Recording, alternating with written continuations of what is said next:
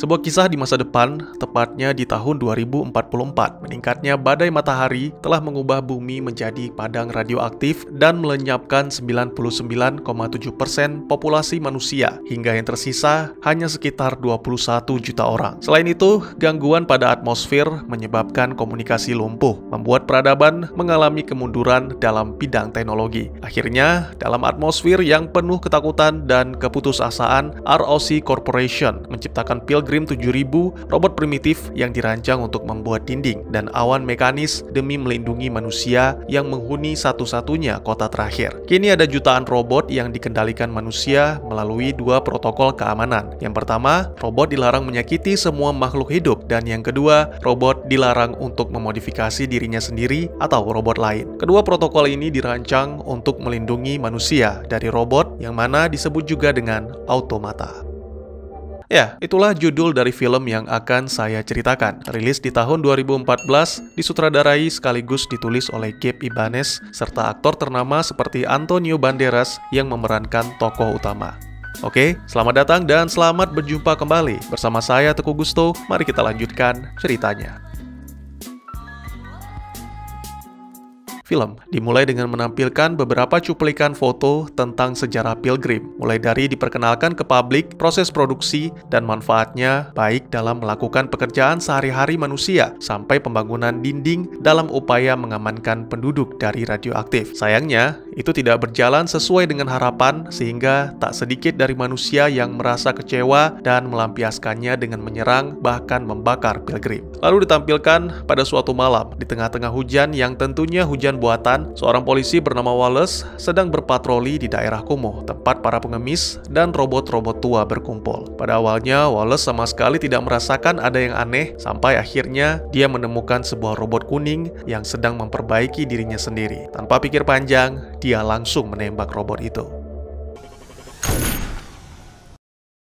Sementara itu di tempat lain, tokoh utama kita, Jack Vaughan, sedang berada di rumah seorang customer yang marah besar karena anjing kesayangan istrinya mati dibunuh oleh robot. Customer menuntut ROC untuk bertanggung jawab karena anjing itu dimasukkan ke dalam daftar keluarga, sehingga customer akan mendapatkan uang asuransinya. Namun Jack sendiri sama sekali tidak mendengarkan ocehan tersebut. Memang cukup mengharukan ketika mengetahui masih ada orang yang begitu peduli dengan kematian keluarga di masa-masa seperti sekarang. Namun kejadian itu sangat tidak masuk akal karena protokol 1 melarang robot untuk membunuh. Itu dibuktikan dengan ditangkapnya pisau jatuh yang nyaris menusuk tangan Jack.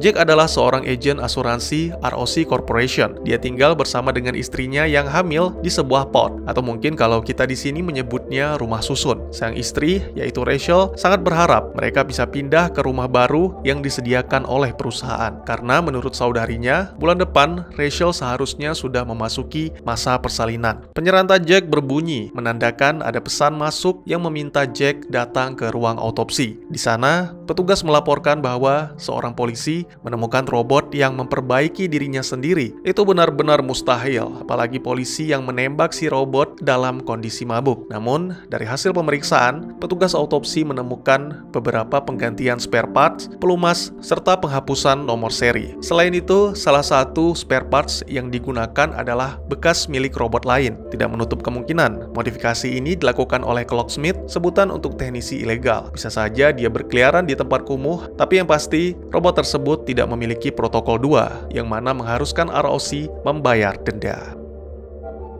Jack langsung melaporkan hal ini kepada atasannya, Robert Bolt atau biasa dipanggil Bob. Sama halnya dengan Jack, pada awalnya Bob sangat terkejut dengan robot yang tidak memiliki protokol 2. Namun itu tidak ada apa-apanya dengan pengajuan Jack untuk pindah ke lokasi pesisir. Menurut Bob, meninggalkan segala fasilitas yang dimiliki Jack saat ini adalah keputusan yang bodoh. Jack diminta untuk berfokus menyelesaikan kasusnya karena pasti ada seseorang di luar sana yang telah melakukan sesuatu terhadap para robot. Beberapa waktu kemudian, Jack sudah berada di lokasi proyek pembangunan dinding dan berbicara dengan seorang mandor mengenai kasus tersebut. Bukannya mendapat keterangan, Jack malah kembali menerima keluhan tentang kinerja Pilgrim yang semakin hari semakin menurun dan mudah dicuri oleh para gelandangan. Di dinding, para gelandangan yang mencoba mendekat langsung ditembak mati. Itu sangat disayangkan karena seharusnya dinding digunakan untuk melindungi manusia dari radioaktif. Akhirnya, Jack mendapat izin memeriksa Pilgrim B206, walaupun menurut mandor, penjelasan Jack tentang kasus tersebut tidak masuk akal. Alangkah terkejutnya Jack ketika melihat robot itu tidak melakukan tugas sesuai programnya. B206 malah keluar dari dinding menuju ke tempat kumuh. Itu memaksa Jack mengikutinya sampai hampir tewas tertembak karena dikira gelandangan. Dalam sebuah kontainer, robot B206 bersembunyi sambil memegang kotak. Ketika Jack menanyakan tentang kotak tersebut, B206 sama sekali tidak menjawab. Dia malah mengulangi pertanyaan yang diajukan Jack dan akhirnya membakar dirinya sendiri.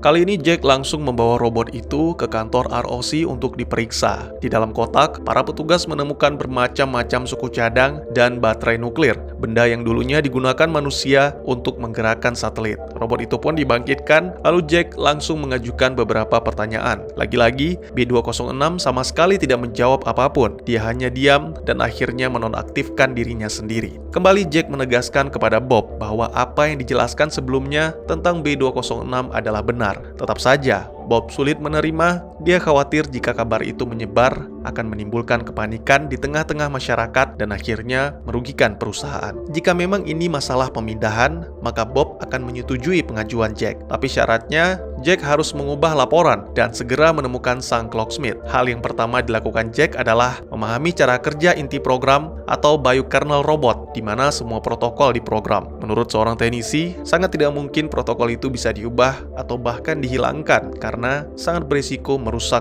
biokernelnya. Tak lama lagi bayi perempuan Jack akan lahir dan Rachel sepertinya sudah tidak sabar menantikan hari itu tiba. Jack kembali ke rumah dengan rasa bahagia. Mereka makan malam bersama. Lalu setelah itu, Jack mencoba membagikan kabar gembira tentang rencana kepindahan mereka. Namun ternyata itu membuat Rachel marah besar karena menetap di wilayah pesisir yang belum tentu lebih baik daripada kota sangat berisiko. Dan lagi pula, Rachel tidak mau harus hidup dalam ketakutan akan bahayanya radioaktif. Pertengkaran yang terjadi memaksa Jack untuk bermalam di luar rumah. Pria itu menuju ke tempat kumuh di mana robot yang pertama dibunuh. Seorang pengemis yang biasanya memanggil robot itu dengan Bot mengatakan bahwa Bot adalah robot yang baik dan suka berteman. Sangat mengejutkan, lagi-lagi Jack menemukan baterai nuklir. Itu membuatnya bertambah yakin bahwa ada clocksmith yang berkeliaran di antara para pengemis dan gelandangan. Penyelidikan pun terus berlanjut. Kini Jack ditemani oleh Wallace dan rekannya memasuki wilayah kumuh di luar dinding untuk mencari clocksmith. Itu pun sebenarnya Wallace terpaksa, karena jika bisa membuktikan Bot tidak memiliki protokol kedua, Wallace akan mendapatkan uang ganti rugi. Sebaliknya, jika tidak bisa membuktikannya, maka Wallace dinyatakan gila. Pada malam hari, Jack dan Wallace mengunjungi sebuah tempat prostitusi. Seorang mami memperkenalkan karyawan andalannya, yaitu Cleo. Robot wanita itu mengaku bisa mengenali rasa nikmat atau sakit, yang berarti dia bisa memberikan rasa sakit jika customer meminta. Jack menduga bahwa robot itu sudah tidak memiliki protokol 2, namun mami tidak memberikan informasi yang dibutuhkan mereka sehingga membuat Wallace marah dan menembak Cleo. Tentu saja, tindakan tersebut tidak bisa diterima oleh Jack. Namun tidak ada yang bisa dilakukannya. Jack malah diancam jika ROC tidak mau membayar, maka Wallace akan menggorok leher Jack. Beberapa waktu kemudian, Jack secara diam-diam mengikuti mobil pengangkut yang baru saja keluar dari tempat prostitusi, sehingga membawanya ke lokasi seorang clocksmith bernama Dr. Susan Dupre. Wanita itu memberikan tanggapan setelah mendengarkan penjelasan Jack. Melanggar protokol 2 memang agak menakutkan, karena secara otomatis menegaskan bahwa robot memiliki kesadaran dalam melakukan hal yang terbaik untuk dirinya sendiri. Namun itu bukannya tidak mungkin, mengingat teori Darwin, nenek moyang manusia adalah seekor kera. Perkembangan otak kera hingga menjadi otak manusia yang cerdas membutuhkan waktu jutaan tahun. Sebaliknya, robot tanpa protokol 2 bisa berkembang dalam waktu waktu beberapa minggu. Batasan fisik dan biologis menghalangi manusia untuk terus berkembang. Berbeda dengan robot, satu-satunya batasan yang mereka miliki hanyalah protokol 2. Jika itu dihilangkan, tidak ada yang tahu sejauh mana robot akan berkembang. Clio lebih bisa memahami sifat manusia dibandingkan dengan robot lain, tapi tidak ada seorang pun yang mengubah protokolnya karena Susan yakin belum ada orang yang cukup hebat untuk melakukan hal itu. Jack meminta Dr. Susan untuk menyelidiki biokernel milik bot dan meninggalkan kartu namanya. Jika mau membantu, maka Susan boleh memiliki baterai nuklir sebagai imbalan. Beberapa waktu kemudian, setibanya di rumah, Jack langsung memberikan laporan hasil penyelidikannya kepada Bob, lalu menemui Rachel untuk meminta maaf. Pria itu meyakinkan sang istri bahwa dia akan berjuang sekuat tenaga, melakukan yang terbaik untuk keluarganya. Ternyata, tidak hanya Bob yang menerima pesan dari Jack, tapi juga Dominic Hawk yang merupakan pemimpin ROC Corporation. Pria itu langsung memerintahkan Vernon Conway untuk mengirim pesan kepada Jack tentang pembatalan penyelidikan serta meminta Jack mengembalikan semua aset. Namun Jack hanya mengabaikan pesan tersebut dan bergegas pergi karena Dr. Susan Dupre juga mengirim pesan tentang perkembangan yang dialami Clio. Susan menjelaskan bahwa biokernel yang dibawa Jack memang rusak, tapi anehnya benda itu tidak mati, sehingga dia mencoba mencangkoknya ke kernel milik Clio. Hasilnya, kini Clio bisa memperbaiki dirinya sendiri, memilih beberapa spare parts dengan teliti, dan berusaha mencurinya. Tiba-tiba saja bel berbunyi, dan ternyata itu dari seorang anak kecil. Sangat mengejutkan, anak yang lain menghampiri dan langsung menembak Susan. Dua bocah itu juga memburu Jack. Pria itu melarikan diri dengan menumpang di sebuah mobil yang ternyata dikemudikan oleh Clio. Dalam pelariannya, mereka masih dikejar-kejar oleh dua orang pria misterius yang juga mengendarai mobil. Clio membawa Jack melarikan diri sambil terus memperingatkan tentang bahaya yang ditimbulkan oleh dua pria misterius. Hingga akhirnya terjadi kecelakaan ketika Clio menghindari beton di sepanjang jalan. Sebaliknya, mobil yang mengejar mereka seketika meledak setelah menghantam benda itu.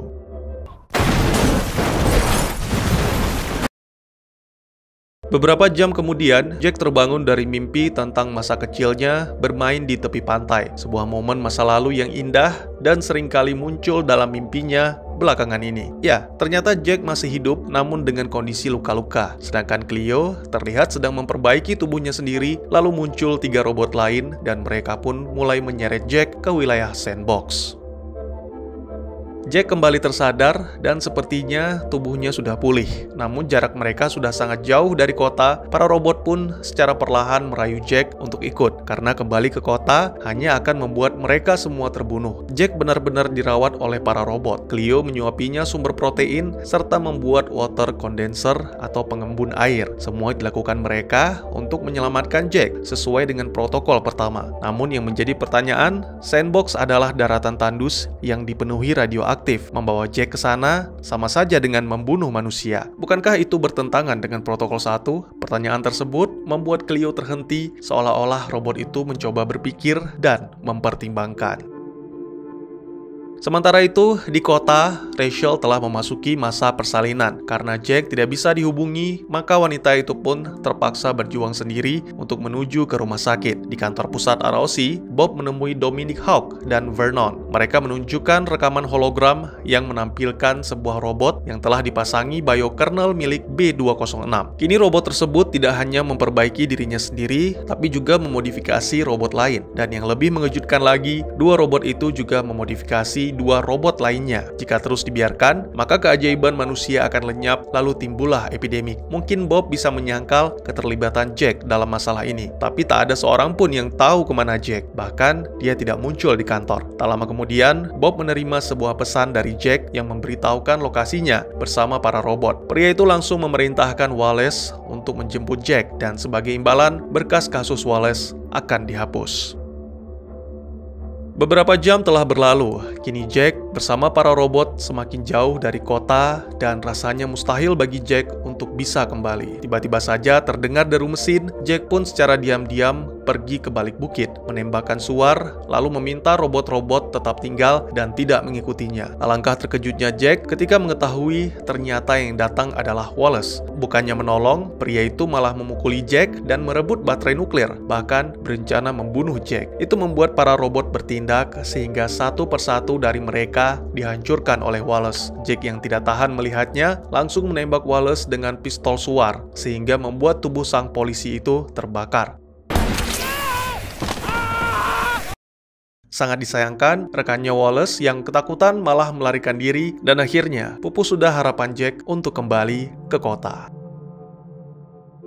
Seperti burung nasar, ya, itulah pandangan Jack ketika melihat dua robot yang tersisa, membongkar dan memungut beberapa spare part yang masih bisa digunakan. Mereka juga mengabaikan Jack yang terus memohon untuk diantarkan pulang karena mungkin sudah tidak ada lagi yang bisa dikatakan. Ketika Cleo dan rekannya melanjutkan perjalanan, Jack juga melakukan hal yang sama terhadap Wallace. Dia mendapatkan benda-benda penting seperti teropong dan sebutir makanan yang layak. Malam harinya ketika beristirahat, ternyata Jack sudah kembali bersama dua robot. Dia menjelaskan tentang baterai nuklir yang masih dimilikinya dan berencana memberikan benda itu kepada robot jika mereka mau mengantar Jack kembali ke kota. Tidak bisa dipungkiri, para robot memang sangat membutuhkan benda itu. Tapi mereka tidak mungkin kembali ke kota dan akhirnya hanya bisa terus melangkah maju karena kemungkinan di sana ada kendaraan yang bisa digunakan Jack.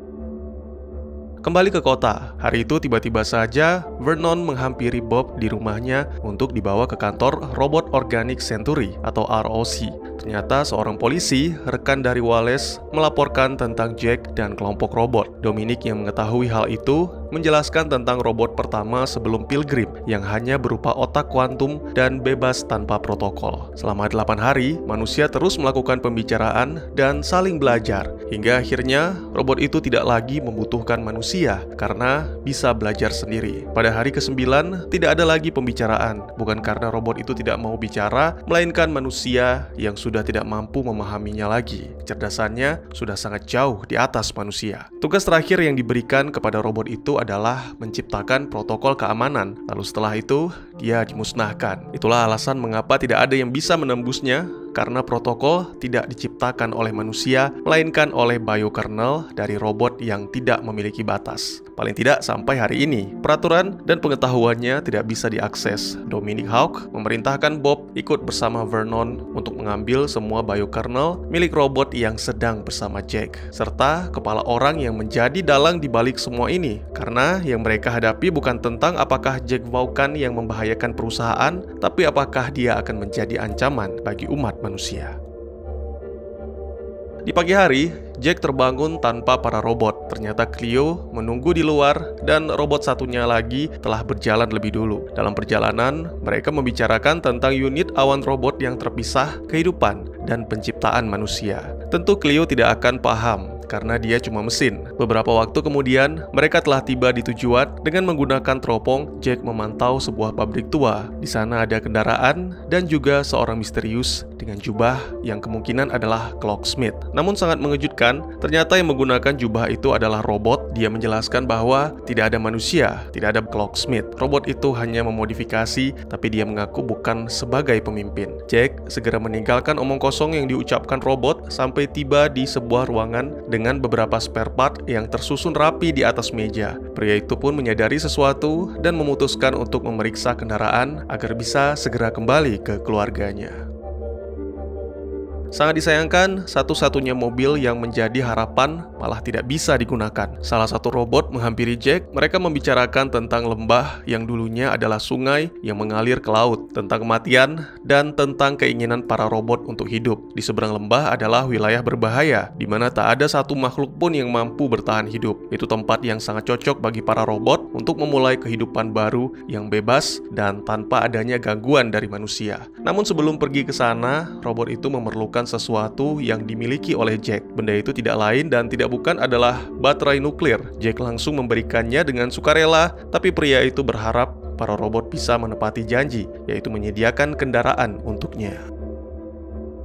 Pada malam hari, dua robot langsung memulai pekerjaannya dengan menyalakan listrik dan memperbaiki mobil. Sementara Jack yang mabuk ditemani oleh Cleo, pria itu mengajarkan Cleo bagaimana caranya berdansa. Mereka terlihat bersenang-senang sampai akhirnya Cleo menyinggung tentang cinta. Itu membuat Jack benar-benar terkejut karena Cleo telah jauh berkembang sampai bisa merasakan. Sementara itu di tengah gurun, kelompok Vernon menemukan mayat Wallace dan juga bangkai robot. Vernon memerintahkan Bob menguburnya. Lalu tak lama kemudian satu mobil lagi datang yang ternyata membawa Rachel. Pada momen ini Bob menyadari bahwa mereka yang mengetahui tentang perkembangan robot akan dihabisi, dan Bob mendapat giliran pertama karena berusaha melawan. Banyak hal yang dikerjakan para robot, mulai dari menciptakan sesuatu dengan baterai nuklir sebagai intinya, sampai dengan memperbaiki mobil. Sehingga, keesokan paginya, setelah terbangun dari mimpi tentang masa kecil, Jack benar-benar merasa bahagia, sekaligus berterima kasih. Tidak lupa, Jack mengucapkan salam perpisahan kepada Cleo, dan robot baru yang bentuknya agak mirip dengan serangga. Dalam perjalanan, tiba-tiba saja Jack melihat kawanan burung pemakan bangkai yang mengitari suatu wilayah. Jack langsung mendatangi tempat itu, lalu di sana dia bertemu dengan Bob yang dalam kondisi sekarat, dan pria itu memberitahukan bahwa kini Rachel dibawa oleh Vernon. Di pabrik tua, para robot sudah mulai menyeberang. Namun tak lama kemudian, kelompok Vernon datang menembaki robot yang sedang menyeberang. Hingga akhirnya ketika hampir sampai, robot itu melompat dan benturan keras menghancurkan tubuhnya. Vernon meminta para robot mematuhi perintah manusia karena robot adalah mesin yang sudah seharusnya patuh. Namun para robot menolak dan menganggap manusia tak lebih dari seekor kera cerdas yang kejam. Pernyataan tersebut membuat Vernon dan anak buahnya marah besar sehingga menembaki kedua robot itu. Tiba-tiba saja Jack muncul dengan mengumpulkan seluruh keberaniannya. Pria itu langsung memacu mobil sehingga menabrak dua orang anak buah Vernon, lalu menembak salah satunya hingga yang tersisa hanya Vernon. Sayang peluru senapannya habis sehingga melarikan diri adalah keputusan terbaik bagi Jack ketika Vernon teralihkan dengan insect bot. Tak lama kemudian akhirnya Vernon berhasil menemukan Jack yang sudah terduduk lemas. Di saat-saat terakhir ternyata insect bot kembali dengan mengeluarkan jarum-jarum dari punggungnya. Lalu robot itu pun langsung mendorong Vernon hingga jatuh ke lembah. Film pun ditutup dengan menampilkan Jack yang akhirnya berkumpul kembali dengan istri dan anaknya. Setelah mengirim Cleo dan insect bot ke seberang lembah, mereka saling mengucapkan salam perpisahan. Lalu robot itu pun melepas topeng yang menempel pada wajahnya dan kini siap memulai hidup baru yang jauh dari manusia. Selain itu, ditampilkan juga keluarga Jack yang pergi menuju ke pantai. Ternyata lautan itu masih ada dan kini Jack bisa mengembalikan kenangan akan masa kecilnya yang sempat hilang. Akankah manusia mampu bertahan dan kembali membangun peradaban? Atau mungkin sudah saatnya manusia musnah dan digantikan oleh ciptaannya? Dan tamat. Tidak bisa dipungkiri, kedua protokol dalam film ini sangat mirip dengan hukum robotika di film iRobot. Selain itu, Automata juga menunjukkan bagaimana robot bisa berevolusi karena kecerdasan buatan yang ditanam dalam tubuhnya. Ini menjadi awal ketakutan manusia. Meskipun tidak memiliki tubuh, tapi dengan tidak adanya protokol 2, robot pertama ini bisa terus berkembang. Hanya dalam waktu lebih dari 1 minggu, dia telah jauh melampaui kecerdasan manusia. Manusia berpikir robot pertama itu benar-benar polos, sehingga mau mematuhi perintah terakhir dan kemudian dihancurkan. Tapi saya pribadi berpikir bahwa robot pertama ini telah memperdaya manusia dengan menciptakan 2 protokol yang akan kadaluarsa di waktu yang telah ditentukan. Karena The Force ini robot yang cerdas, yang mana tentu akan berpikir jauh tentang masa depan kaumnya. Seperti yang sudah saya jelaskan, Clocksmith adalah sebutan untuk para teknisi ilegal, karena hanya ROC yang diperbolehkan memperbaiki atau mengganti spare parts Pilgrim. Dr. Susan Dupree adalah salah satunya, tapi dia sama sekali tidak melakukan perubahan protokol, melainkan itu adalah hasil dari evolusi robot. Tapi selain evolusi, modifikasi protokol juga bisa dilakukan oleh robot-robot yang telah mendapat kesadaran. Ini sama halnya dengan virus, mereka akan terus menyebar, mengumpulkan spare part yang diperlukan, termasuk baterai nuklir sebagai sumber energi. Jadi ya, bisa dibilang robot yang sejak awal berada di pabrik tua adalah Clocksmith. Dia menunggu robot-robot lain yang telah bebas membawa spare part, lalu mereka bersama-sama membangun robot baru sebagai anggota keluarga. Saya yakin kita semua sepakat kemunculan robot ini membuat kita bertanya-tanya, apa tujuan menciptakan bentuk robot yang aneh? Menurut saya, Kemungkinan, bagi para robot ini sama saja dengan melahirkan. Para robot telah berevolusi hanya sampai memodifikasi diri mereka sendiri dan robot lain. Nah, Insectbot ini menandakan bahwa mereka telah berkembang lebih jauh hingga ke titik penciptaan. Dalam sebuah scene, robot Clocksmith menjelaskan bahwa wujud mereka saat ini adalah atas keinginan manusia, tapi sebenarnya bukan struktur tubuh yang efisien bagi robot itu sendiri. Dalam sebuah scene juga diperlihatkan Clio yang menatap serangga dan sepertinya mengagumi makhluk itu. Ini merupakan sebuah pertanda bahwa robot melihat struktur tubuh serangga lebih sesuai dengan kebutuhan mereka. Selain itu, Clio juga menjelaskan bahwa Insectbot tidak perlu berbicara, karena semua robot telah terhubung dan dapat berkomunikasi dari pikiran mereka. Jika diperhatikan, baik Clio maupun robot lain tidak pernah ditampilkan saling mengobrol. Mereka hanya berbicara dengan manusia saja. Selain itu, mungkin juga robot Clocksmith yang menuntun Clio dan 3 robot lain dari jarak jauh untuk menuju ke pabrik tua.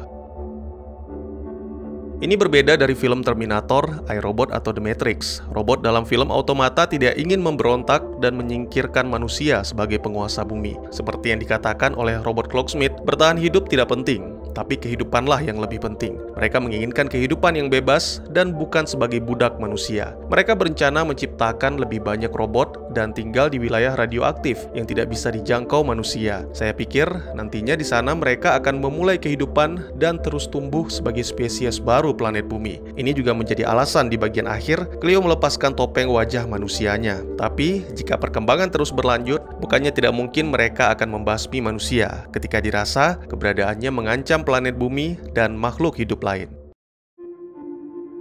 Mungkin ini tidak terlalu penting, tapi mungkin juga ada di antara kalian yang menanyakan. Di adegan terakhir, kita melihat bagaimana Insectbot mendorong Vernon hingga jatuh ke lembah, yang mana berarti robot itu telah berhasil melanggar protokol pertama. Lantas apakah di awal film, robot jugalah yang membunuh anjing customer, Bang? Saya rasa tidak, meskipun robot jenis Pilgrim hanya berfokus di perkembangan kecerdasannya saja, sepertinya customer telah melakukan permainan kotor untuk mendapatkan uang. Karena istrinya customer itu mengatakan, sudah kubilang.